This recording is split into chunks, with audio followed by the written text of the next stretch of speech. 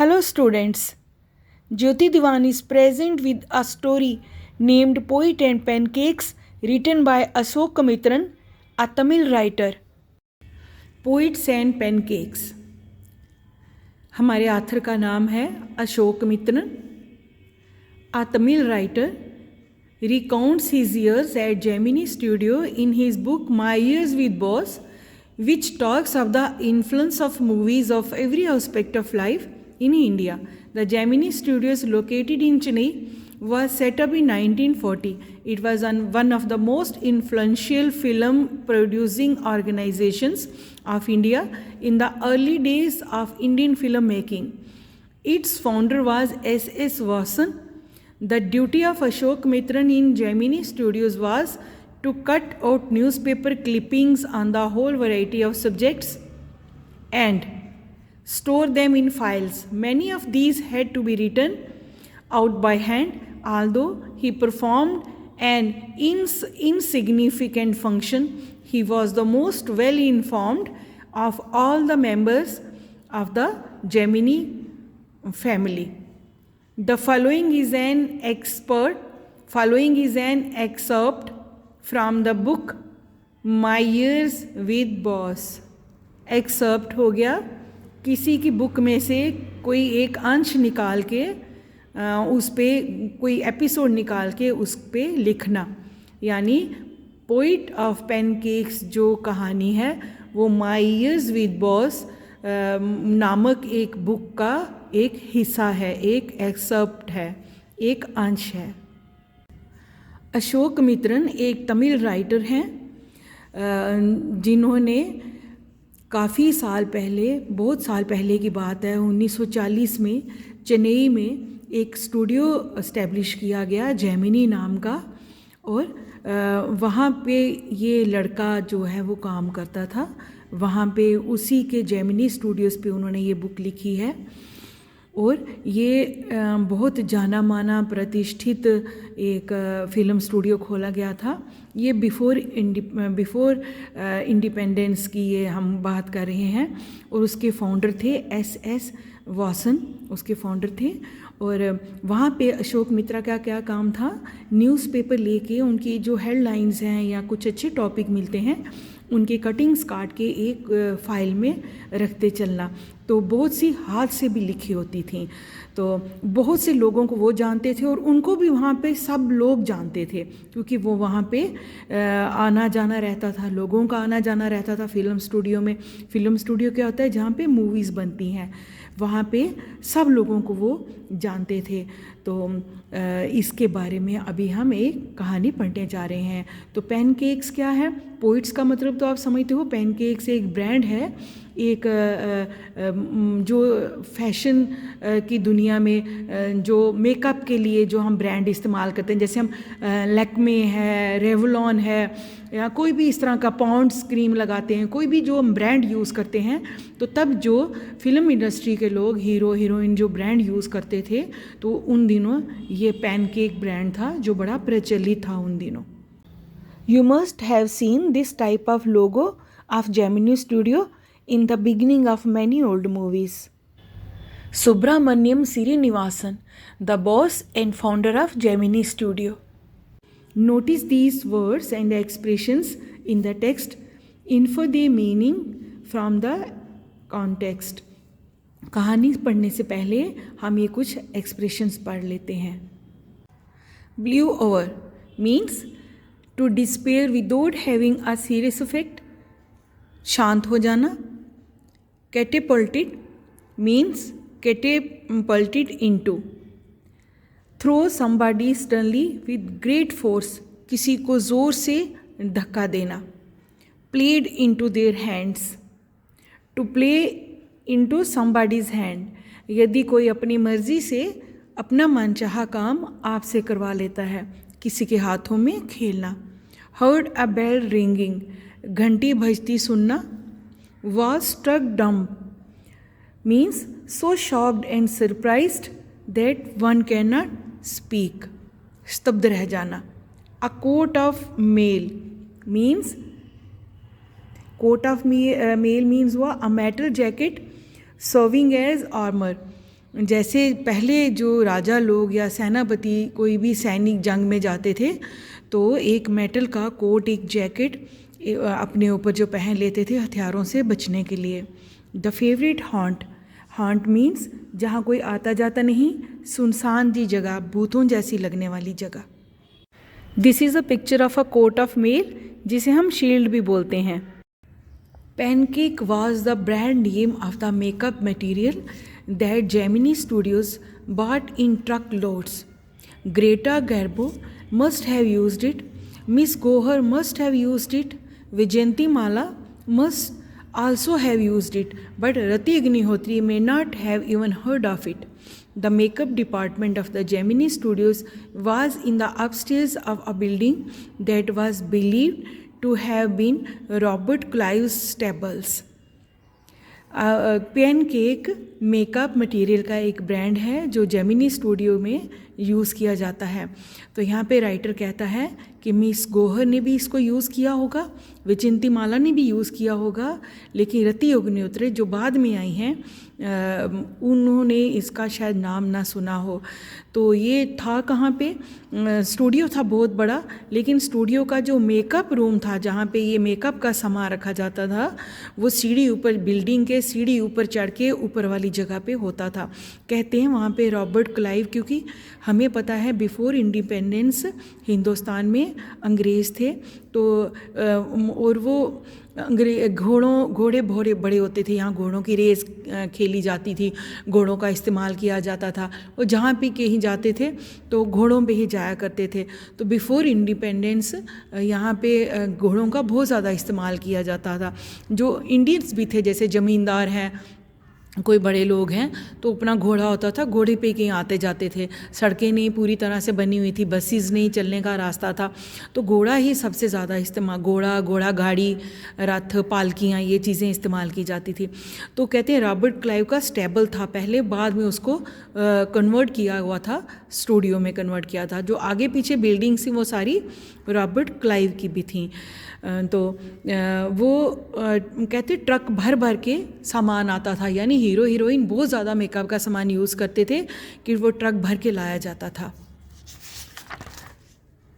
A dozen other buildings in the city are said to have been his residence for the brief life and even briefer stay in Madras.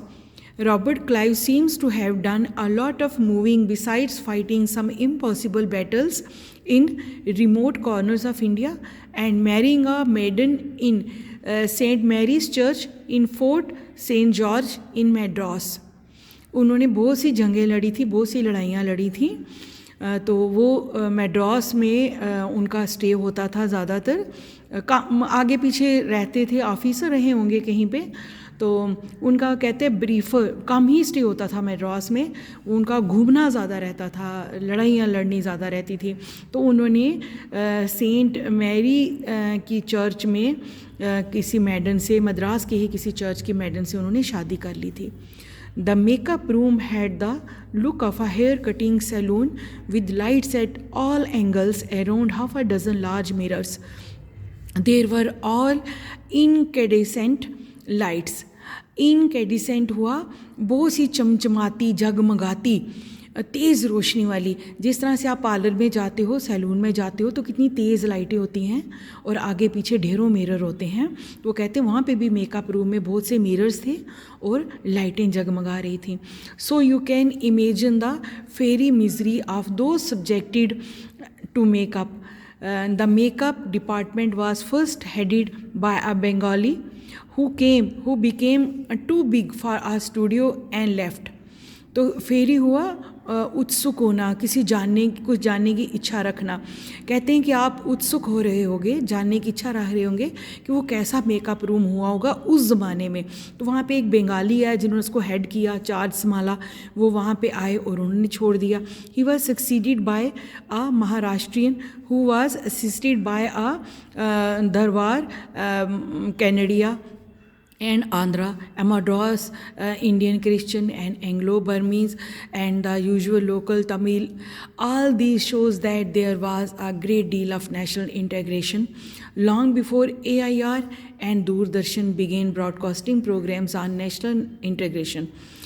वो कहते हैं कि वहाँ पे बंगाली आए, वहाँ पे कनाडा के से आए, आंध्र प्रदेश से आए, मद्रास के क्रिश्चियन थे, एंग्लो हुआ, बर्मा के रहने वाले जब हिंदुस्तान में आके सेटल हो जाएं तो एंग्लो बर्मन, तो लोकल तमिल भी थे, तो ये लोग आते रहे। इसका मतलब अलग अलग प्रांत से, अलग अलग स्टेट से लोग आते रहे, बंगाल से कहाँ कहाँ से आते रहे, तो इसका मतलब इंटीग्रेशन तब भी थी। तो वो कहता है कि जब AIR हुआ, ऑल इंडिया रेडियो, जब ऑल इंडिया रेडियो और दूरदर्शन ने नेशनल इंटीग्रेशन पे कोई प्रोग्राम देने शुरू किए, उससे पहले ही वो स्टूडियो नेशनल इंटीग्रेशन दिखा रहा था।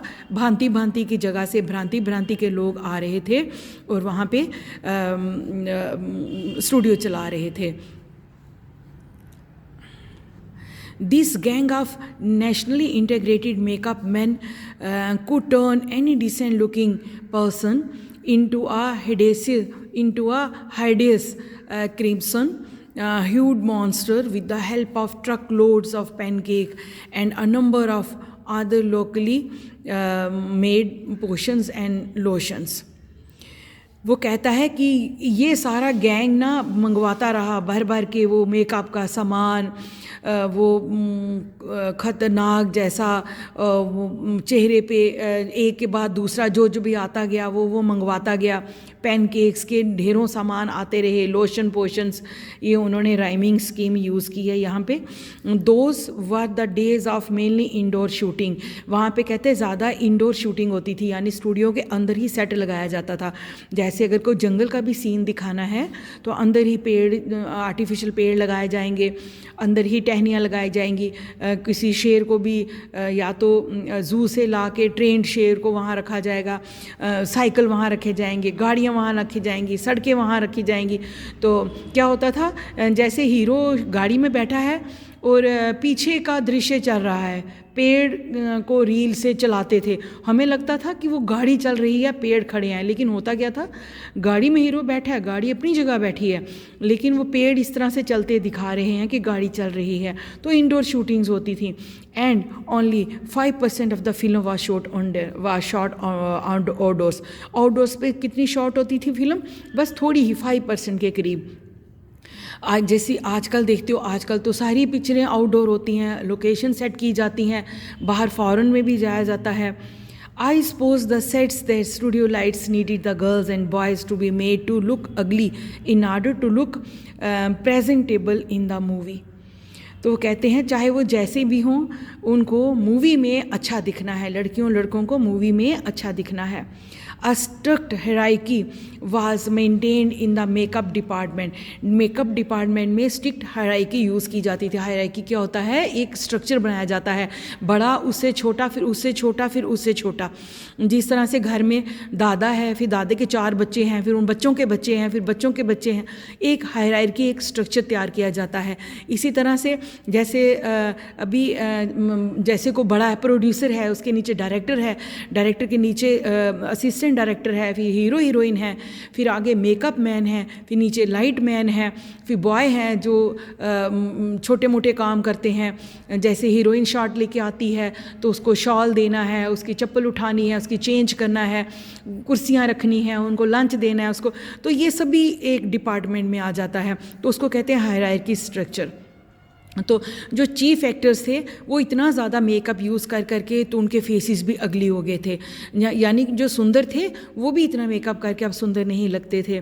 ही senior assistant, the second hero and the heroine, the junior assistant and the main comedian and so forth. इस तरह के हीरो हीरोइन, फिर जूनियर असिस्टेंट, फिर कॉमेडियन। जिस तरह से हर मूवी में एक नए कॉमेडियन रहता है, आपने देखी होंगी बड़ी मूवीज़ में, जहाँ पे कोई कॉमेडी करने के लिए कोई स्पेशल लोग रखे होते हैं उन्होंने। The players who played the crowd were the responsibility of the office boy.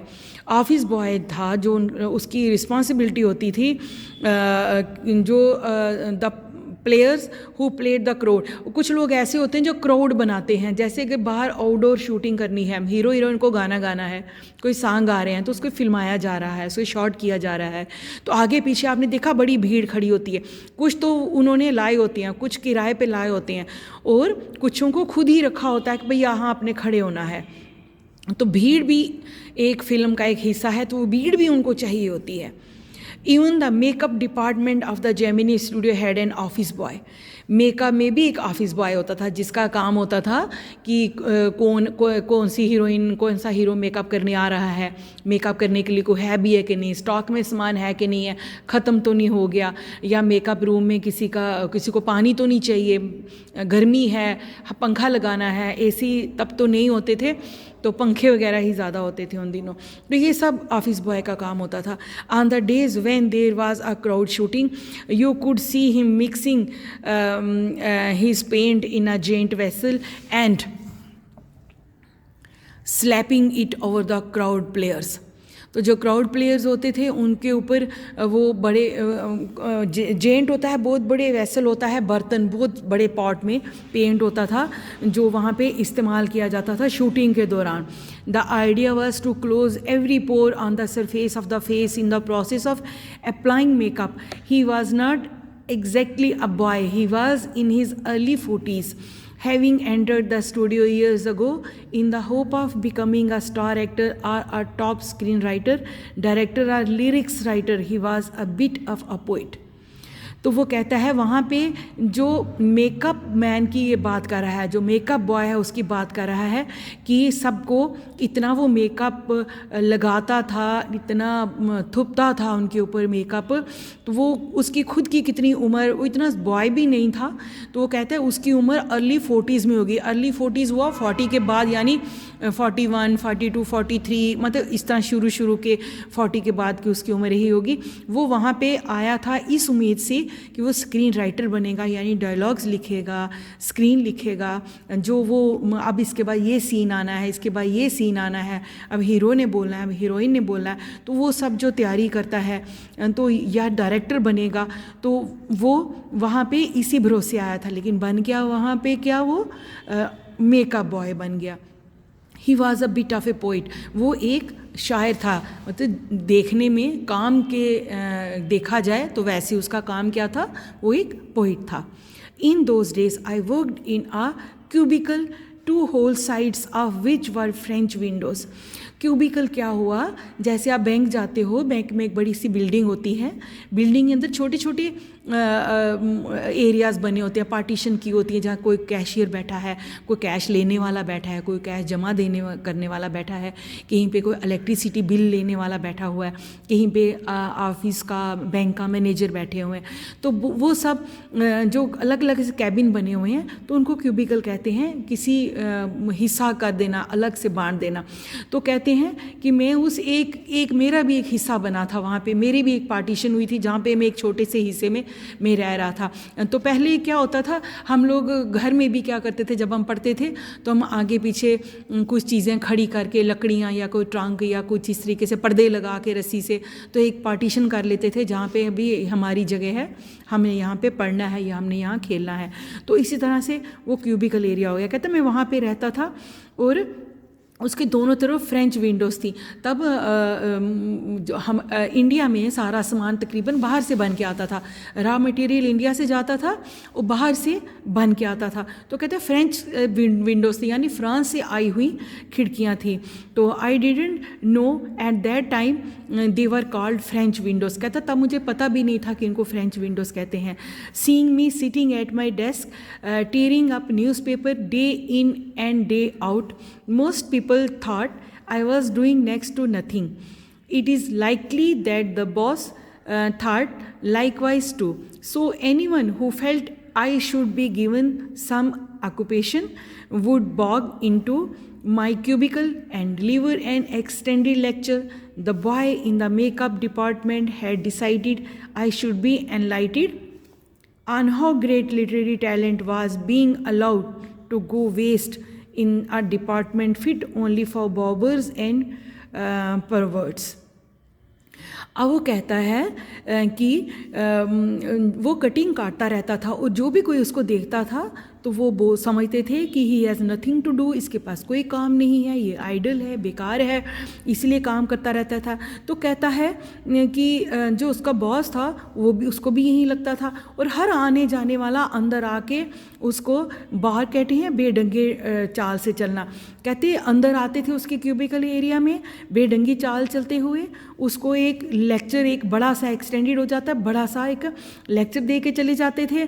तो जो मेकअप बॉय था उसको भी लगता था कि मैं बेकार हूँ, वो भी आता था एनलाइटन, उन्हें ज्ञान देना, समझाना, किसी को बुद्धि देना। तो वो भी मुझे आके बुद्धि देने की कोशिश करता था कि तेरे अंदर जो लिटरेरी गुण हैं, टैलेंट हैं, जो साहित्यिक गुण हैं तेरे अंदर, तो उनको ज़ाया मत करो, उनको किसी काम में लगाओ और कुछ काम धंधा करो, क्योंकि ये जो डिपार्टमेंट है जहाँ पे तुम बैठे हो ये सिर्फ बार्बर्स और परवर्ट्स का है। बार्बर हुआ, वहाँ पे जो कटिंग वटिंग करते थे, बाल बनाते थे हीरो हीरोइंस के, ये उनका है। और परवर्ट्स हो गए कर्मचारी जो वहाँ काम कर रहे हैं, उनका काम है, उनको यहाँ बैठना है, उनको काम करना है, तुम्हें ज़रूरत नहीं है यहाँ पे बैठने की। So you should have do something extra, तुम कोई अपनी काबिलियत के हिसाब से काम करो। So I was praying for crowd shooting all the time. तो इसलिए उसका मन करता था कि यहाँ पे हर कोई लेक्चर देता है, इससे अच्छा आउटडोर शूटिंग हो और क्राउड शूटिंग हो और मैं यहाँ से बाहर निकलूँ। Nothing short of it could save me from his epics. कहते ये लंबे लंबे भाषणों से मुझे और कोई नहीं बचा सकता था। एपिक को कहानी को भी कहते हैं, लंबी लंबी कहानियों से, भाषणों से मुझे कोई नहीं बचा सकता था, सिर्फ आउटडोर शूटिंग ही मुझे बचा सकती थी। In all instances of frustration, you will always find the anger directed towards a single person openly or covertly. And this man of the makeup department was convinced that all his woes, ignominy, and neglect were due to Kothamangalam Subbu.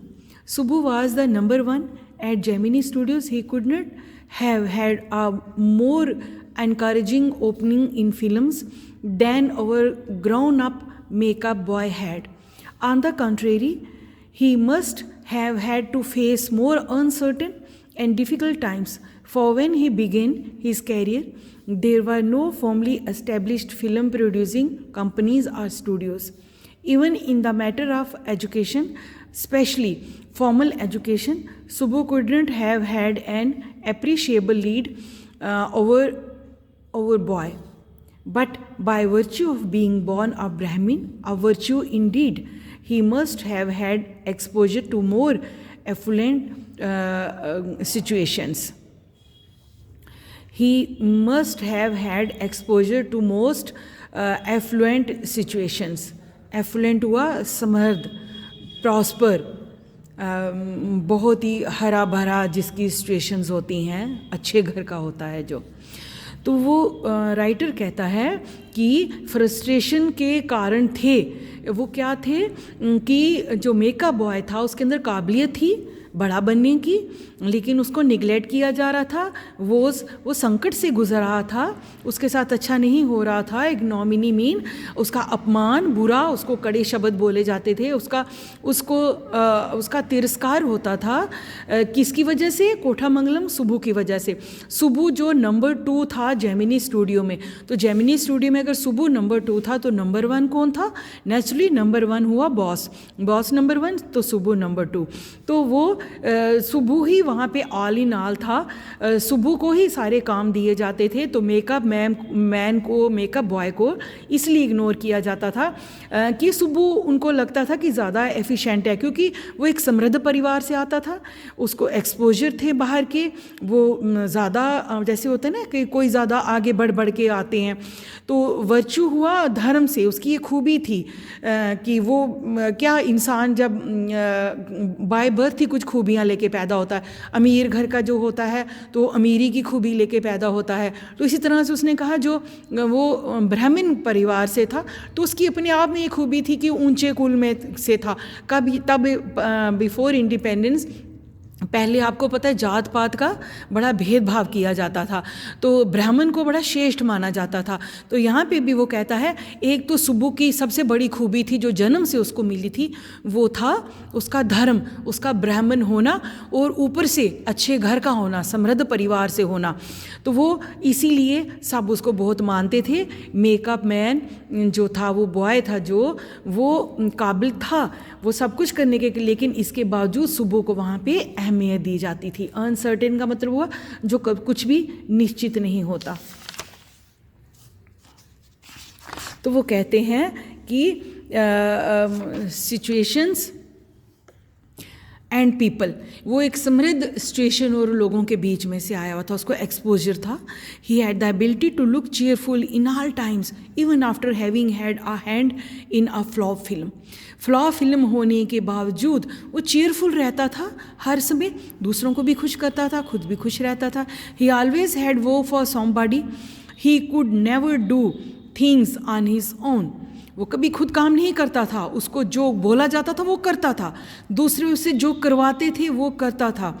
But his sense of loyalty made him identify himself with his principal completely and turn his entire creativity to his principal's advantage. वो कहता है कि उसको यही चीज़ उसको नियमित बनाती है कि वो लॉयल था। He was tailor made for films, वो फिल्मों के लिए ही बनाया गया था। He was a man who could be inspired when commanded. The red fights the tigress under water and kills her, but takes pity on the cubs and tends them lovingly. I don't know how to do the scene. वो क्या करता है, वो हमेशा क्या कहता था, जैसा उसको डायरेक्टर बोलते थे वैसा ही वो करता था। वो बहुत लॉयल था। और जैसे होता है ना हीरो, आजकल के आपने सुना होगा, न्यूज़ में सुनते होंगे, अपनी बड़ी शेखी मारते हैं। जो हीरोइन उनको पसंद आती है वही उनके साथ साइन होगी तभी वो पिक्चर करेंगे, नहीं तो नहीं करेंगे। टाइम पे आएंगे नहीं आएंगे, डायरेक्टर्स को अपनी उंगलियों पे नचाते हैं, मनमानी करते हैं, टाइम पे नहीं आते, पंक्चुअली रहते। लेकिन वहाँ ऐसा नहीं था। सुब्बू लॉयल था, उसको जो बोला जाता था वही करता था। और जब उसको बोलते थे वो आगे से क्या कहता था कि जो चूहा है वो टाइग्रेस हुआ, जैसे चीता फीमेल जो टाइगर होती है तो उसको टाइग्रेस कहते हैं। तो पानी के अंदर चूहा भी लड़के चीते से जीत सकता है और उसको मार सकता है, लेकिन उसके बच्चों पे तरस खाता है, तो उनको प्यार करता है। तो वो मुझे नहीं पता सीन कैसा करना है, आप जैसा बताओगे मैं वैसा करूँगा। The producer would say and Subbu would come out with 4 ways of the red pouring affection on its victims of spring. Subbu को प्रोड्यूसर जो काम देता था वो फटाफट से कर देता था। जैसे ऑफ स्प्रिंग होता है, बच्चे, जैसे किसी विक्टिम के बच्चे दौड़ते आ रहे हैं काम करने के लिए। Good, but I am not sure it's affective enough. कहता है मुझे नहीं लगता कि ये सब अफेक्टिव है। The producer would say and in a minute Subbu would come out with 14 more alternatives. कहता है जैसे ही उसको सुब्बू बुलाता था वो कोई 14 और अल्टरनेटिव्स लेके आ जाता था। Film making must have been and was so easy with a man like Subbu around. Subbu के आगे पीछे होने से फिल्म बनाना इतना आसान लगता था प्रोड्यूसर डायरेक्टर को। वो इतना कोऑपरेटिव था, इतना मेहनती था। And if ever there was a man who gave direction and definite to Gemini students and definition to Gemini students during its golden years. Subbu एक ऐसा बंदा था जिसने उस टाइम में जेमिनी स्टूडियोज़ को अपना बहुत समय दिया, अपना बहुत कीमती समय और गोल्डन ईयर्स दिए। उन दिनों बड़ी पिक्चर्स चली और उन दिनों क्या होता था, नया नया स्टूडियो खुला था और जो भी पिक्चर चलती थी लोगों को अच्छी ही लगती थी, क्योंकि एंटरटेनमेंट का तब कुछ नहीं होता था सिवा वो पिक्चर देखने के। तो लोग वो थिएटर नए नए खुले होते थे, लोग जाते थे और मूवीज़ देखते थे। इट वाज सुब्बू, ये सुब्बू ही था जिसकी वजह से गोल्डन ईयर्स चल रहे बने उसके जेमिनी स्टूडियो के। Subbu had a separate identity as a poet, उसकी अपनी अलग से एक पहचान थी, वो एक कवि भी था। And though he was certainly capable of more complex and higher forms, he deliberately chose to address his poetry to the masses. वो जानबूझ के अपनी पोइट्री जनता तक पहुंचाना चाहता था। मासिस हो गया लोग, crowd, Janata. His success in films overshadowed and dwarfed his literary achievements, or so his critics felt. He composed several truly original story poems in folk, refrain and diction, and also wrote a sprawling novel, Thilana Mohanam Bal, with dozens of very deftly etched characters. He quite successfully recreated the mood and manner of the Devdasis of the early 20th century. He was an amazing actor. He never aspired to the lead roles, but whatever subsidiary role he played in any of the films, he performed better than the supposed main players. He had a genuine love for anyone he came across, and his house was a permanent residence of dozens of near and far relatives and acquaintances. It seemed against Subbu's nature to be even conscious that he was feeding and supporting so many of them, such a charitable and improvident man, and yet he had enemies. Was it because he seemed so close and intimate with the boss, or was it his general demeanor and resembled a sycophant, or his readiness to say nice things about everything? In any case, there was this man in the makeup department who would wish the direct things for Subbu. यहाँ पे writer कहता है कि उसकी फिल्मों में इतनी success थी, उसका जो साहित्यिक उपलब्धियां थी वो इतनी उभर के आई थी, सब क्रिटिक्स उसको इतना पसंद करते थे। क्रिटिक वो लोग होते हैं जो किसी फिल्म का समीक्षण करते हैं, फिल्म को कितने स्टार देने हैं, तो इसका वो ध्यान रखते हैं कैसी फिल्म थी कैसी नहीं थी। तो उसने एक नावल लिखा जिस पे रिफ्रेन हो गया बचना, अलग हो जाना, डिक्शन हो गया उच्चारण, भाषा का शुद्ध उच्चारण, और उसने स्प्रॉलिंग हो गया फैला हुआ। यहाँ पे स्प्रॉलिंग का मतलब हो गया कि इतना बड़ा खुल के उसने एक नावल लिखा थिलाना मोहनम बल, जिसमें दर्जनों कैरेक्टर्स थे, पात्र थे, जिनको डेफ्टली मीन चतुराई से, बड़े ही सही सलीके से ढंग से एज्ड हो गया तराशना, बहुत ही तराशे हुए मंजे हुए कलाकारों को उसने बखूबी पेश किया हुआ था। वहाँ पे वो सक्सेसफुल था अपनी नेचर और अपनी अच्छी कला की वजह से। उसने देवदासियों के बारे में भी लिखा, और सब्सिडी हो गया सहायक, उसको सहायक रोल भी मिले, उसने वो भी बखूबी निभाए, अच्छे से निभाए। और क्या किया, वो एक जेन्युइनली सबको प्यार करता था। उसका जो घर था, उसका जो रेजिडेंस था वहाँ पे उसके नज़दीक के लोग, दूर के रिश्तेदार और परिचित लोग, एक्विटेंसीज हो गया परिचित, वहाँ पे आके ठहरते थे। और सुब्बू को पता भी नहीं था कि उसके घर में कितने लोग पढ़ रहे हैं। चैरिटेबल हो गया, जहाँ पे चैरिटी चल रही हो, चैरिटी ही थी, एक किस्म को पाल पोस रहा था वो अपने घर पे लोगों को। तो उसका कोई दोस्त भी नहीं था। क्या उसकी गलती ये थी कि वो अपने बॉस के बहुत करीब था? तो यहाँ पे लिखा एक लफ्ज़ यूज़ किया हुआ है, was it is general Dominar हो गया उसका आचरण, उसका व्यवहार इतना अच्छा था कि वो बॉस के अपने आप ही क्लोज हो गया था। लेकिन लोगों को लगता था रिजेंबल्ड सिकोफेंट, लोगों को सिकोफेंट हो गया चापलूस, कि वो चापलूसी करता है, बट वो चापलूसी नहीं करता था, वो जेन्युइनली ही अच्छा पात्र था, अच्छा रोल करता था और एक अच्छा इंसान भी था। उसके बारे में कोई बुरा नहीं सोचता था। और सिर्फ एक जो लेखक कहता है जो उसके बारे में बुरा सोचता था, उसके लिए बुरी टिप्पणियाँ करता था, वो सिर्फ उनके डिपार्टमेंट का मेकअप मैन था। You saw Subbu always with the boss but in the attendance roles.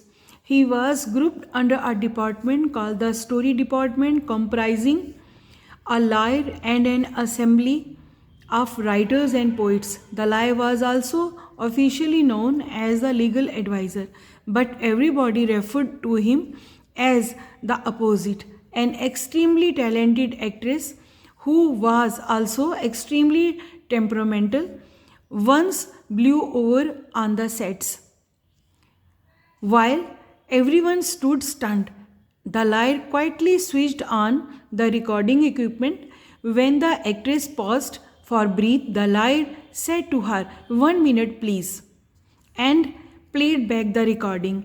There was nothing incriminating and unmentionably foul about the actress' tirade against the producer. But when she heard her voice against through the sound equipment, she was struck dumb. A girl from the countryside, she had not gone through all the stages of worldly experience and generally precede a position of importance and sophistication, and she had found herself catapulted into. She never quite recovered from the terror she felt that day. That was the end of a brief and brilliant acting career. The legal advisor, who was also a member of the story department, had unwittingly brought about that sad end. While every other member of the department wore a kind of uniform, khadi dhoti with a slightly oversized and clumsily tailored white khadi shirt, the legal advisor wore pants and a tie, and sometimes a coat that looked like a coat of mail. Often he looked alone and helpless, a man of cold logic in a crowd of dreamers, a neutral man in an assembly of Gandhiites and Khadiites, like so many those who were close to the boss. He was allowed to produce a film, and though a lot of raw stock and pancake were used on it, not much came of the film. Then one day the boss closed down the story department, and this was perhaps the only instance in all human history where a liar lost his job because the poets were asked to go home. लेखक कहता है कि उसने सुबह को हमेशा बेशक अपने बॉस के साथ देखा, लेकिन उसकी अटेंडेंस कहीं और डिपार्टमेंट से लगती थी. कोई स्टोरी डिपार्टमेंट था, उसके साथ उसकी अटेंडेंस उसकी वहाँ पे लगती थी. वहाँ पे वकील, लेखक, कवि और भी कुछ लोग शामिल थे. तो वकील को वहाँ पे कानूनी सलाहकार समझा जाता था, तो उन लोगों के साथ उसकी अटेंडेंस लगती थी. लेकिन वहाँ पे एक हर कोई प्रतिभाशाली था, हर कोई काम करने वाला था, अपने अपने काम में हर कोई निपुण था. तो वहाँ पे वो एक घटना बताते हैं कि एक अत्यंत प्रतिभाशाली, बहुत ही एफिशिएंट, बहुत ही ट्रेंड, अच्छी टैलेंटेड एक्ट्रेस वहाँ पे आई और स्टेज पे चढ़ के कुछ भाषण दे रही थी, कुछ मंच पे कुछ अपनी एक्टिंग के लिए कुछ बोल रहे होंगे. तो अचानक उसको वहाँ पे गुस्सा आया और वो क्रोध में बोल पड़ी.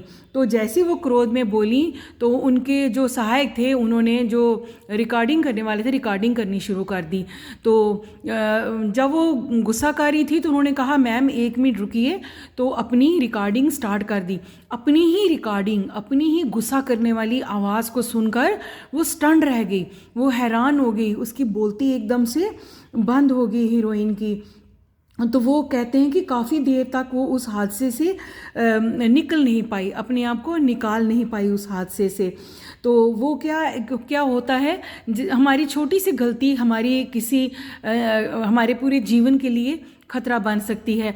तो वो एक छोटी सी गलती थी, उसकी रिकॉर्डिंग को सबने सुन लिया था. तो कहते हैं वो एक अच्छे अभिनय करने वाली औरत का, एक अभिनेत्री का वो अंत भी हो सकता है. अंत हो क्या सकता है, हो ही गया हुआ था. तो वहाँ डिपार्टमेंट के लोग खादी पहनते थे और गांधीगिरी को उन दिनों बड़ा माना जाता था, क्योंकि उन दिनों गांधी जी फ्रीडम स्ट्रगल के लिए लड़ाई कर रहे थे. तो जो थिएटर के लोग थे, ज़्यादातर खादी की धोती और खादी की शर्ट ही पहने रहते थे, लेकिन जो वकील थे वो टाई कोट वगैरह इस तरह में रहता था। तो जब वो कोट पहन के आता तो लोगों को वो कोट कैसे लगता था, कोट ऑफ मेल, अभी पीछे भी हमने पढ़ा कोट ऑफ मेल, उनको लगता था कि जैसे ये कोई शील्ड पहन के आ गया हो। तो वो हमेशा बाकी खादीधारियों से बिल्कुल अलग और हेल्पलेस बेचारा जैसा फील होता था।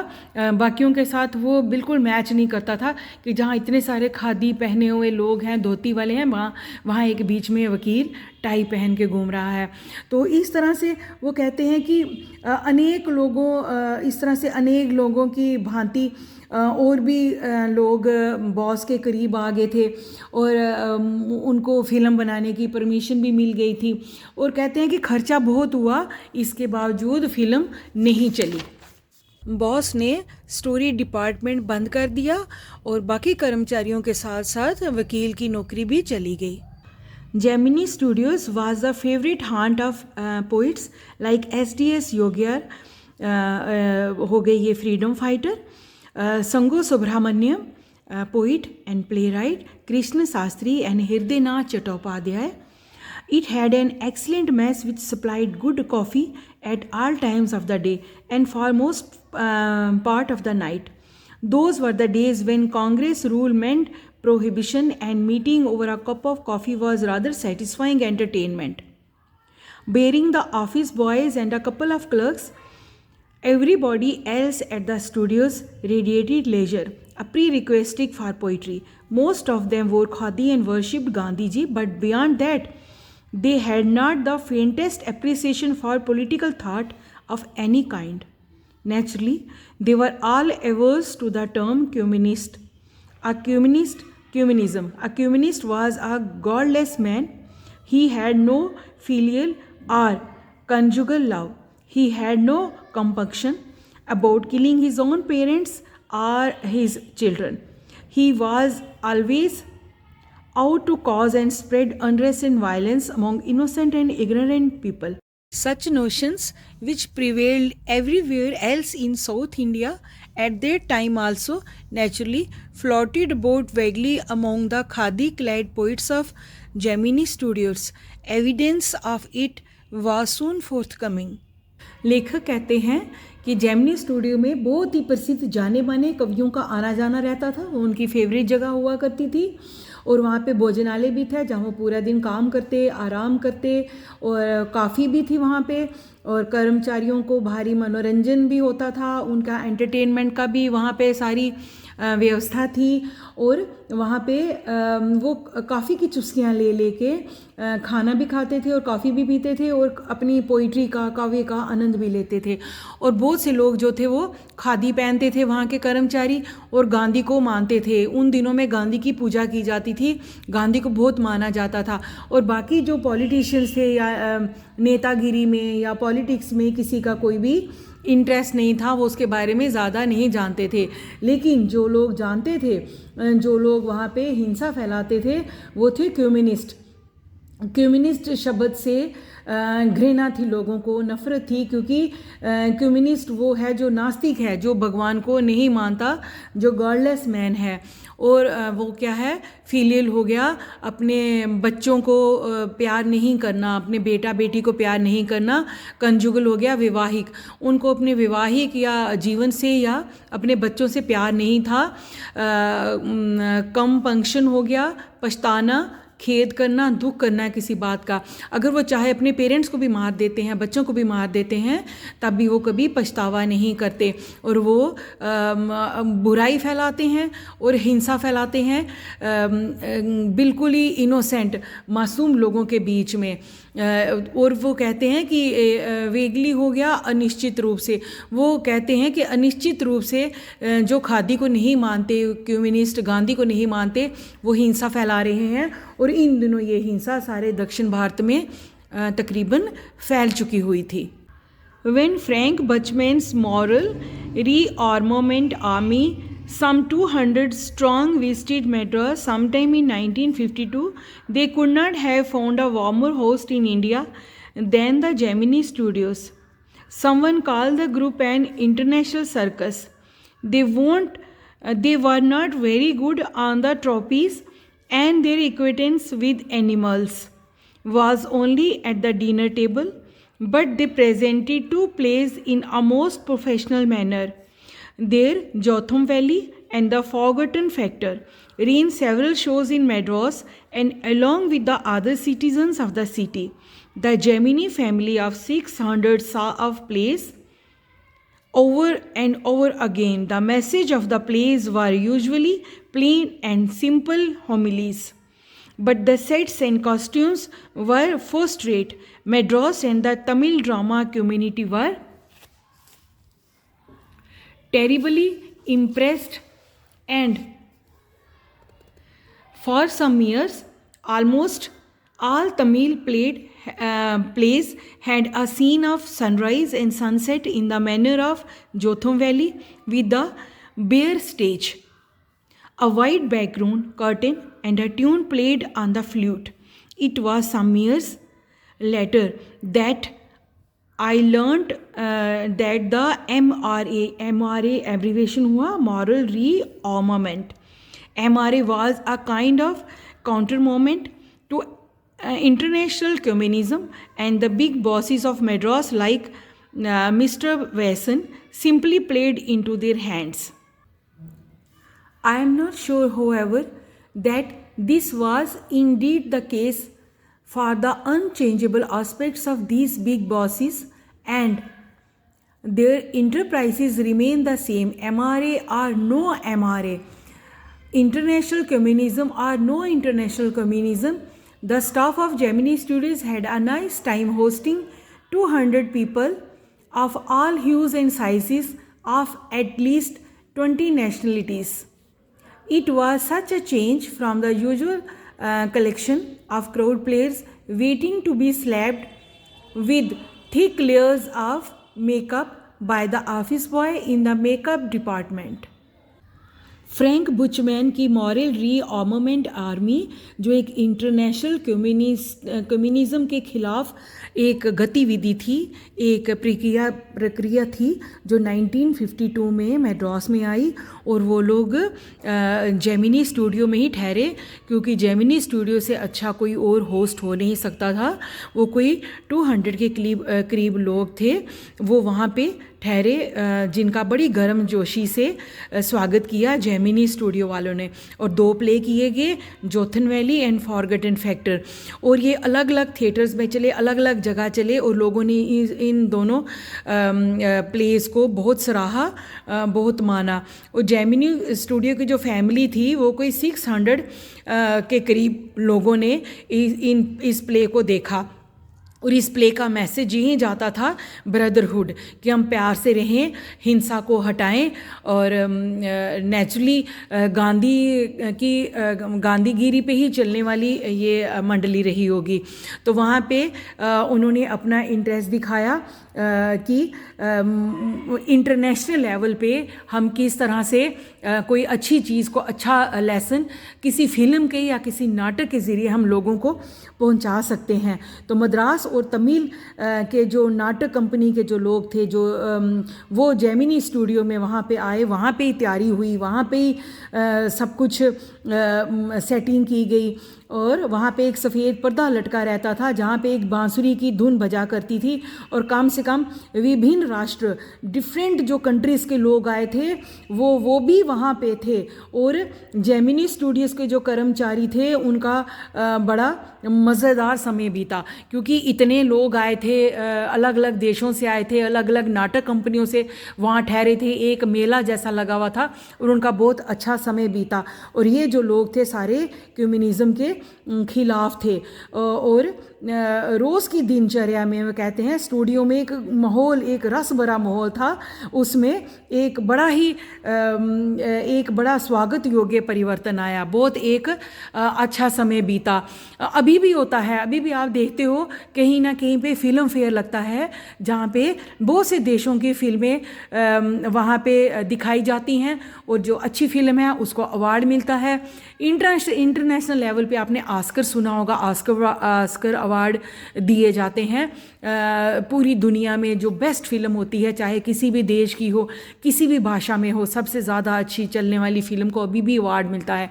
और वो फिल्में वही अवार्डेड होती हैं जो हमें अच्छा मैसेज देती हैं, सोसाइटी के हित में होती हैं, ना कि ऐसी फिल्में जो हिंसा फैलाएं और बुराई का मैसेज दें। ऐसी फिल्में जो अच्छाई का मैसेज देती हैं, सोसाइटी के लिए अच्छी होती हैं, लोगों पे उन पे अच्छी धारणा पड़ती है, अच्छा मैसेज आता है, उन फिल्मों को अवार्ड दिया जाता है। इसका मतलब ये सब हम समझ सकते हैं, जेमिनी स्टूडियो ने ही इसकी शुरुआत की।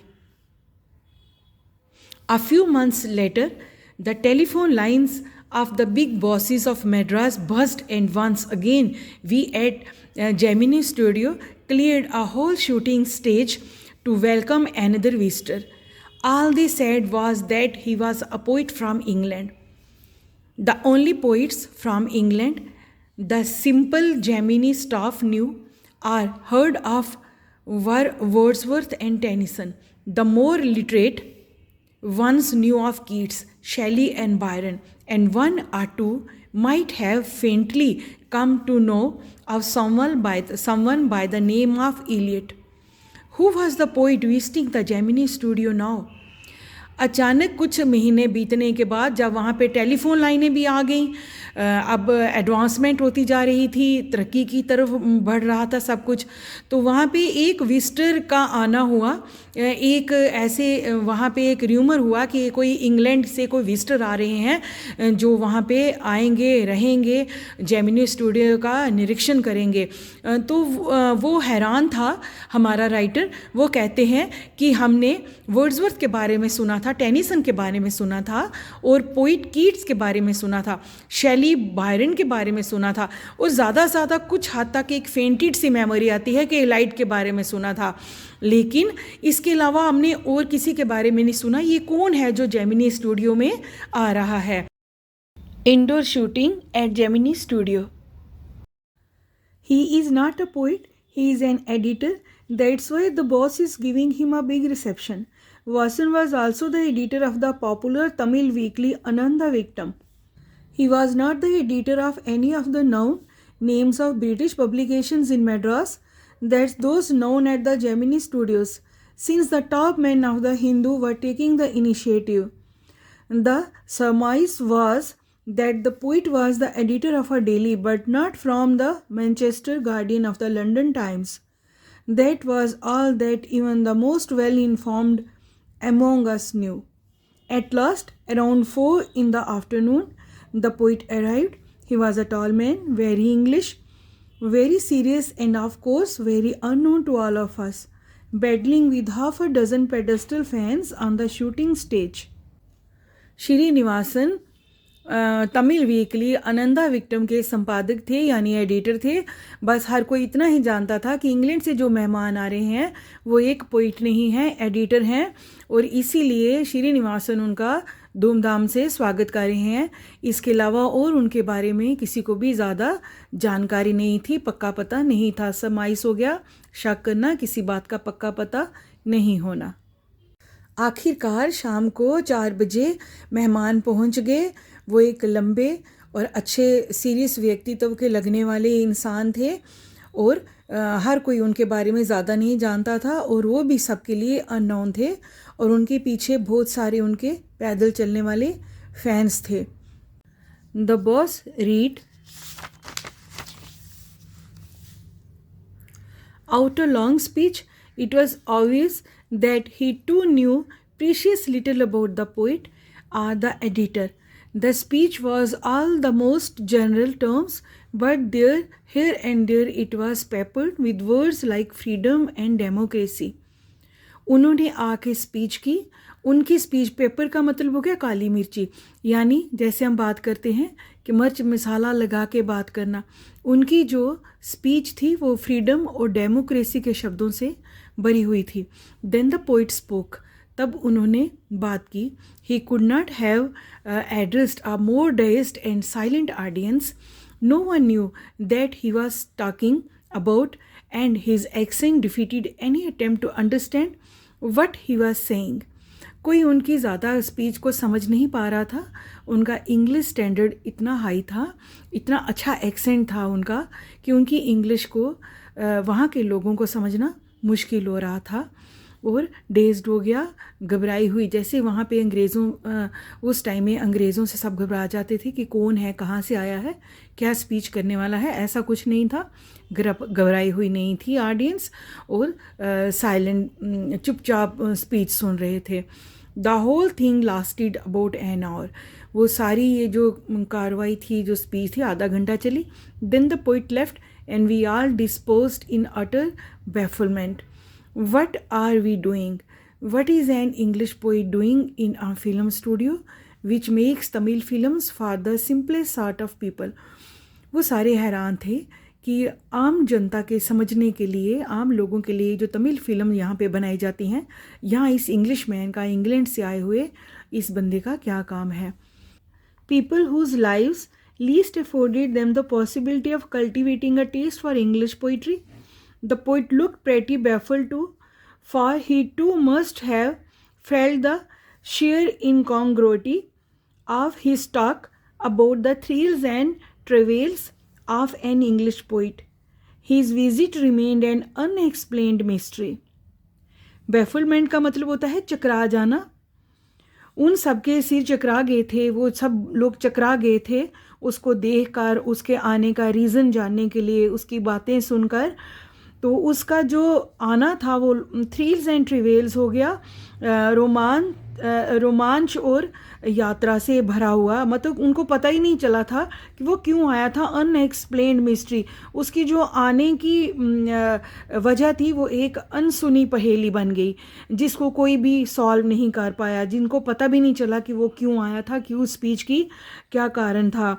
इनकॉन्ग्रुइटी हो गया, बेतुकापन. ये सब बेतुकापन था कि एक इंग्लिश मैन तमिल स्टूडियो में आके इंग्लिश में भाषण दे रहा है ऐसे लोगों को जिनके पल्ले इंग्लिश नहीं पढ़ रही, उसका एक्सेंट किसी को भी समझ नहीं आ रहा है. The great prose writers of the world may not admit it, by my conviction grows stronger day after day that prose writing is not and can't be the true pursuit of a genius. It's for the patient, persistent, persevering drudge with a heart so shrunken that nothing can break it. Rejection slips don't mean a thing to him.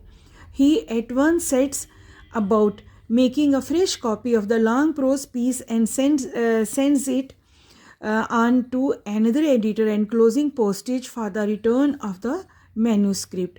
It was for such people that the Hindu had published a tiny announcement in an insignificant corner of an unimportant page. A short story contest organized by a British periodical by the name The Encounter. Of course, The Encounter was not a known commodity among the Gemini literati. I wanted to get an idea of the periodical before I spent a considerable sum in postage sending a manuscript to England. In those days, the British Council Library had an entrance with no long-winded signboards and notices to make you feel you were sneaking into a forbidden area. And there were copies of The Encounter lying about in various degrees of freshness, almost untouched by readers. When I read the editor's name, I heard a bell ringing in my shrunken heart. It was the poet who had visited the Gemini studios. I felt like I had found a long-lost brother, and I sang as I sealed the envelope and wrote out his address. I felt that he too would be singing the same song at the same time. Long-lost brothers of Indian films discover each other by singing the same song in the first reel and in the final reel of the film. Stephen Spender. Stephen, that was his name. Pursuit means लक्ष्य. Persistent हो गया दृढ़, पक्का करना किसी बात का. Persevering हो गया हठी, जब हम निश्चय कर लेते हैं कि ये बात करनी ही करनी है. ड्रज हो गया जो मेहनत करने वाला है. मैन्यूस्क्रिप्ट हो गया हस्तलिपि, हाथ से लिखी हुई कोई पुस्तक, किताब। पीरियोडिकल हो गया समय समय पर, कभी ना कभी। कॉमोडिटी हो गया वस्तु, कोई चीज़ जो व्यापार के काबिल है। लेखक ने देखा कि द हिंदू नाम के एक बहुत ही इम्पॉर्टेंट पेज पर एक छोटा सा एडवर्टीज़मेंट दिया हुआ है जिसमें लिखा था द एनकाउंटर। द एनकाउंटर करके एक इंग्लिश जो पैम्फलेट था उसके द्वारा एक ऐड दी गई हुई थी कि एक छोटी कहानी लिखना है। कहानी लिखने का एक मुकाबला आयोजन किया गया हुआ है, एक कंपटीशन किया गया हुआ है। और ये जो कंपटीशन है, जो हाथ से लिखा हुआ लेख है या कहानी है, ये इंग्लैंड भेजा जाएगा। तो जेमिनी स्टूडियोज़ में किसी ने भी इसके बारे में पहले नहीं सुना था। हाथ से लिखे हुए इस लेख को इंग्लैंड भेजने से पहले लेखक ब्रिटिश कौंसिल लाइब्रेरी में गया। वहाँ उसने द एनकाउंटर की अनेक कॉपीज़ देखी जिन्हें लगभग किसी पाठक ने भी नहीं छुआ था, किसी ने भी अभी तक पढ़ा नहीं था। जब उसने संपादक का नाम पढ़ा तो उसे अपने दिल में एक घंटी बजने की आवाज़ सुनाई दी। घंटी बजना क्या होता है? दिल में कोई विचार का कौंदना। ये वही कवि था जो जेमिनी स्टूडियो में आया था, स्टीफन स्पेंडर, यही उसका नाम था। लेखक ने अपने लिफाफे को सील किया तथा इस पर अपना नाम पता लिख दिया। And years later, when I was out of Gemini Studios and I had much time but not much money, anything at a reduced price attracted my attention. On the footpath in front of the Madras Mount Road post office, there was a pile of brand new books for 50 paisa each. Actually, they were copies of the same book, an elegant paperback of American origin, special low-priced student edition. In connection with the 50th anniversary of the Russian Revolution, I paid 50 paisa and picked up a copy of the book, The God That Failed. 6 eminent men of letters in 6 separate essays described their journeys into communism and their disillusioned return. Andre Gide, Richard Wright, Ignazio Saloon, Arthur Koestler, Louis Fisher, and Stephen Spender. Stephen Spender sternly, the book assumed tremendous significance. Stephen Spender, the poet who had visited Gemini Studios, in a moment I felt a dark chamber of my mind lit up by a hazy illumination. The reaction to Stephen Spender at Gemini Studios was no longer a mystery. The boss of the Gemini Studios may not have much to do with Spender's poetry, but not with his God that failed. Hazy means धुंधला।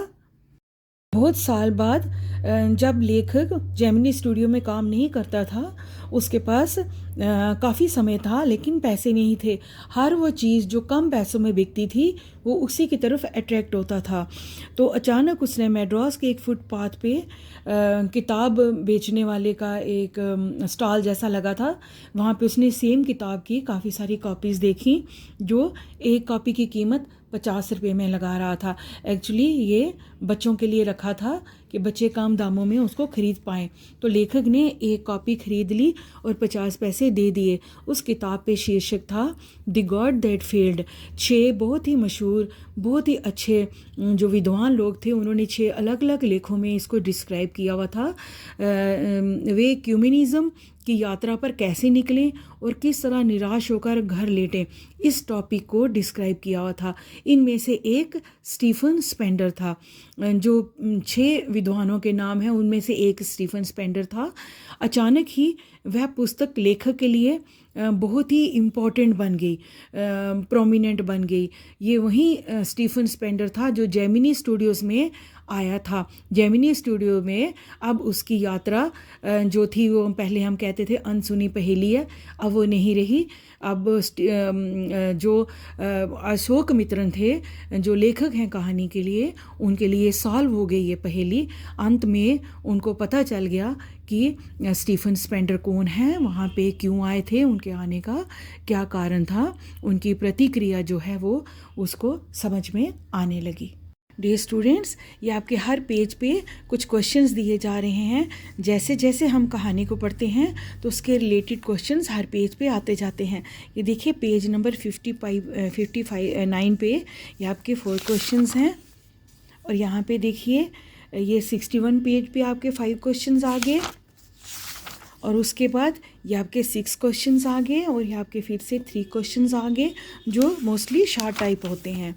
और कहानी के last में आपके ये 4 questions आ गए जो long type होते हैं। अगर आप कहानी को ध्यान से सुनोगे, समझोगे, पढ़ोगे तो डेफिनेटली आप ये सारे क्वेश्चंस खुद से सॉल्व कर पाओगे। Thank you very much. Stay safe and healthy.